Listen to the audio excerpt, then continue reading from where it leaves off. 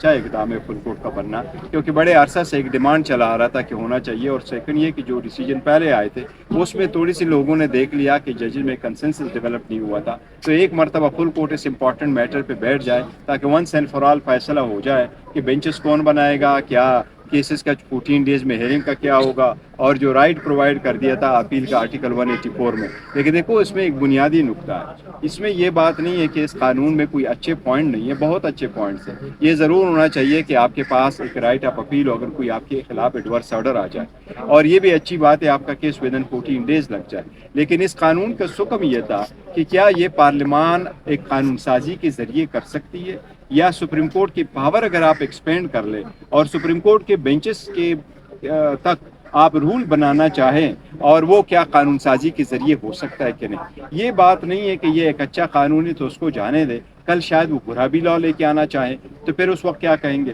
آپ کو یاد ہوگا آج کل جو اسرائیل میں سب سے زیادہ جلسے جلوس ہو رہے ہیں، لوگ احتجاج کر رہے ہیں کہ نتن یاہو جو لے کے آ رہا ہے تو وہ مینلی اپنے کیسز کو مد نظر رکھتے ہوئے چینجز لے کے آئے جوڈیشری میں۔ ہونا یہ چاہیے کہ اگر آئین کی ترمیم کے بغیر آپ چینج نہیں لے کے آ سکتے، جو یہاں میرا خیال ہے supreme court at the end of the day یہی ہولڈ کرے گی کہ اس لا کو اگر آپ نے لے کے آنا تھا تو یہ صرف آپ ترمیم کر سکتے تھے، آپ قانون سازی کے ذریعے نہیں کر سکتے۔ تو بیسک ایشو یہی ہے سر، قانون سازی پارلیمان کا استحقاق ہے، اور کیا سپریم کورٹ کو اختیار حاصل ہے کہ وہ خود سے ری رائٹ کرنے لگ جائے، اور اس طرح کے پارلیمان اگر کسی اور تناظر میں بھی قانون سازیاں کرتا ہے تو وہ بھی تو پھر نیکسٹ ٹائم نہیں، دیکھو اس میں کوئی دو رائے نہیں ہے، قانون سازی کرنا استحقاق ہے پارلیمان کا، یہ اس کی ڈیوٹی ہے، بالکل پارلیمان کرتی ہے، لیکن اس پہ قدغن یہ ہے کہ آپ جو قانون سازی کریں وہ آئین کے مطابق ہو۔ فنڈامنٹل رائٹس کے خلاف آپ نہیں کر سکتے۔ آپ جو بیسک سٹرکچر سپریم کورٹ کا کہا جاتا ہے، لیٹس سپوز کل پارلیمان بیٹھ جائیں اور یہ کہیں کہ فیڈریشن سسٹم نہیں ہوگا، کل پارلیمان بیٹھ کر کے کہے کہ نہیں اسلامک نہیں ہوگا، سیکولر ہوگا، تو ایسی قانون سازی نہیں ہو سکتی، اور ایسی بھی نہیں ہو سکتی وہ آئین سے متصادم ہو۔ تو یہ نہیں ہے کہ آپ قانون سازی نہیں کرتے، سپریم کورٹ کا منصب ہی یہی ہے کہ اگر قانون سازی پارلیمان نے کی ہو تو آپ یہ دیکھیں کہ آئین کے مطابق ہے کہ نہیں۔ یہی ریزن ہے کہ اس کو کہتے ہیں کہ یہ چیک اینڈ بیلنسز ہے، پارلیمان قانون سازی کرے، سپریم کورٹ اس کو دیکھیں کہ کیا وہ آئین کے مطابق ہے کہ نہیں۔ اگر یہ لا صرف آئین میں ترمیم کے ذریعے لیا جا سکتا تھا، مجھے امید ہے سپریم کورٹ کہے گی کہ نہیں یہ نہیں ہو سکتا تھا، یہ ان کنسٹیٹیوشنل ہے۔ سپریم کورٹ ان کنسٹیٹیوشنل ڈکلیئر کر کے کبھی اپنے کے لیے ازوم نہیں کرتی کہ یہ قانون سازی ہم نے کرنی تھی، یہ پھر بھی کہے گی پارلیمان کو کہ آپ کرے، بر اس طریقے سے قانون اچھا سازی سر، آپ کی کریں۔ جماعت تحریک انصاف نے موجودہ چیف جسٹس قاضی فائز کے خلاف ایک منظم قسم کی سازش کی لیکن ناکام رہی۔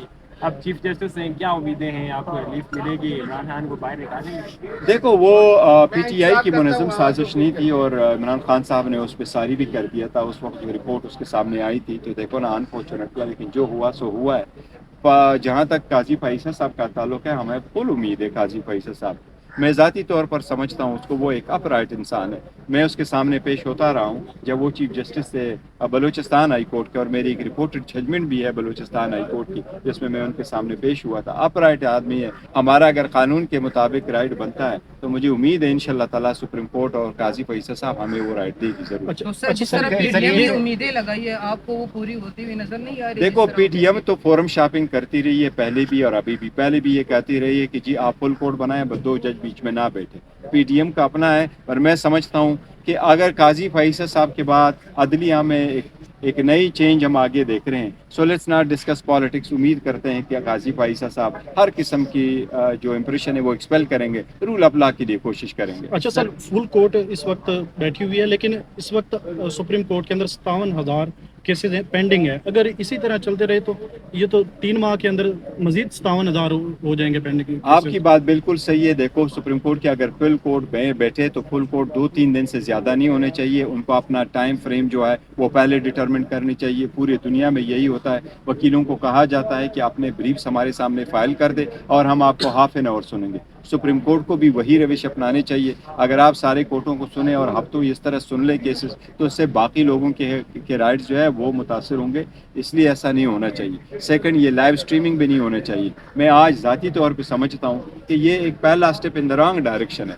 دیکھیے پورا پاکستان اردو بولتا ہے یا دوسری لینگویجز بولتے ہیں، سپریم کورٹ کی اپنی ججمنٹس ہے کہ لوگوں کو اردو میں ترجمانی کرا کے دے دے اور نشانات بھی اردو میں ہونے چاہیے، یہ جواد خواجہ صاحب سابق چیف جسٹس کی ججمنٹ ہے۔ تو ابھی اگر اندر پروسیڈنگ ساری انگلش میں تو اس کی لائیو اسٹریمنگ کی کیا ضرورت ہے؟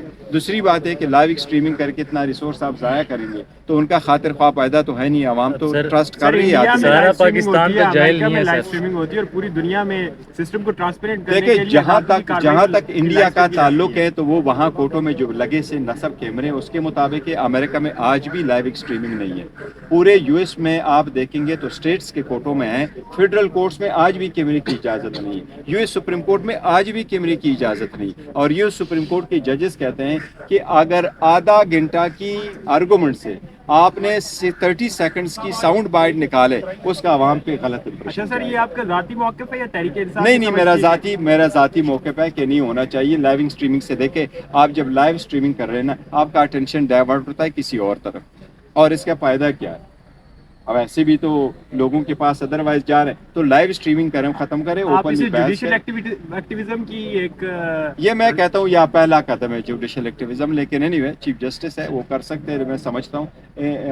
اس سے دیکھیں آپ اگر 10 منٹ کی ہیئرنگ کریں گے تو وکلاء جس طریقے سے ارگو کریں گے, وہ اگر لائیو اسٹریمنگ کروائیں گے تو اس سے تھوڑا فرق پڑے گا, اور اگر آگے جھگڑے وگڑے ہو جاتے ہیں اس سے بھی فرق پڑے سر یہ گا ججز اور بڑے وکیلوں ہوتے کے. ہوئے نظر آئے, آج دونوں وکیل بڑے دباؤ میں تھے, کیا دوسری سائڈ پہ 15 رکنی بینچ ہے سر, اس وجہ سے کچھ زیادہ دباؤ نہیں, 15 رکنی بینچوں یا 4 بینچوں وکلاء ہم سارے پیش ہوتے ہیں, اپنے آرگومنٹس کرتے. دیکھو نا, ہم دونوں طرف ہو, چاہے ہم ایک طرف سے وکیل ہو یا دوسری طرف سے وکیل ہو, ہمارا مقصد ہوتا ہے کورٹ کو اسسٹ کرنا. At the end of the day فیصلہ تو عدالت نے دینا ہے, تو عدالت نے جو فیصلہ دینا ہے وہی پریویل کرے گا. بعد فاروق جو آپ کے رہنما تھے تحریک انصاف کے, ان کا بیٹا پہلے بیمار رہا, وفات پا گیا ہے, اس کے پیچھے کون ہے اس کا ذمہ دار کہ کوئی ہسپتال اس کو داخل نہیں کر رہا تھا, آخر کار اس بچے کو جان سے ہاتھ دھونا پڑ گیا؟ یہ بڑے افسوس کی بات ہے, لیکن دیکھو جو بھی رسپانسبل ہے کارروائی کرنی چاہیے, اور وہ جو ہوا ہے بہت افسوس ہے. سر کل اوتھ ٹیکنگ سرمنی میں قاضی صاحب نے اپنی اہلیہ کو, ہاں قاضی فیصل صاحب نے اہلیہ کو بٹھایا تھا ساتھ, اور ساتھ جو بعض لوگ یہ اندیہ دے رہے ہیں کہ یہ ان لوگوں کے لیے اشارہ تھا کہ میں اس کے ساتھ بھی ہوں, جن لوگوں نے ان کو ایف بی آر یا باقی آفس میں گھمایا تھا, تو یہ شاید قاضی فاضل صاحب انتقام کے بدلے. نہیں, میرا نہیں خیال ہے کہ یہ انتقام کی طرف کوئی ہے, اور میں سمجھتا ہوں بہت اچھا انہوں نے کیا ہے. دیکھیں عورتوں کو ہم امپاور کرنا چاہتے ہیں, اسپیشلی میں تو اس بات کا بڑا قائل ہوں کہ نہیں, اگر آپ اوت لے لیں اور آپ کی بیوی بائی یور سائڈ ہو تو یہ دو امریکہ اور یورپ میں ایسا ہوتا ہے, لیکن اچھا اقدام ہے, لبرل اقدام ہے, بہت اچھا ہے کہ انہوں نے کر لیا. 2 لینگویج میں سر یہ صدر میں عارف علوی سپورٹ صاحب کرتا کو ہوں. اللہ نے اس وجہ سے تو نہیں رکھا کہ جس بیگم کو آپ نے ذلیل کیا وہ کھڑی ہوگی؟ نہیں دیکھو, وہ بیگم کو ذلیل نہیں کیا تھا, لیکن دیکھیں ایک بات ضرور ذہن میں رکھیں, اس وقت سپریم کورٹ نے ایک ڈیسیجن کیا تھا, اور سپریم کورٹ نے یہ ہولڈ کیا تھا کہ آپ جا کے بہار میں سارا دے دیں. وہ ڈیسیجن غلط یا صحیح, لیکن سپریم کورٹ ہی کی میجارٹی کا ڈیسیجن تھا, اور پھر بعد میں میجارٹی نے اس کو اوور رول کر لیا. تو دیکھو وہ بھی ایک ڈیسیجن ہی تھا, جو ہو گیا سو ہو گیا, لیٹس موو آن.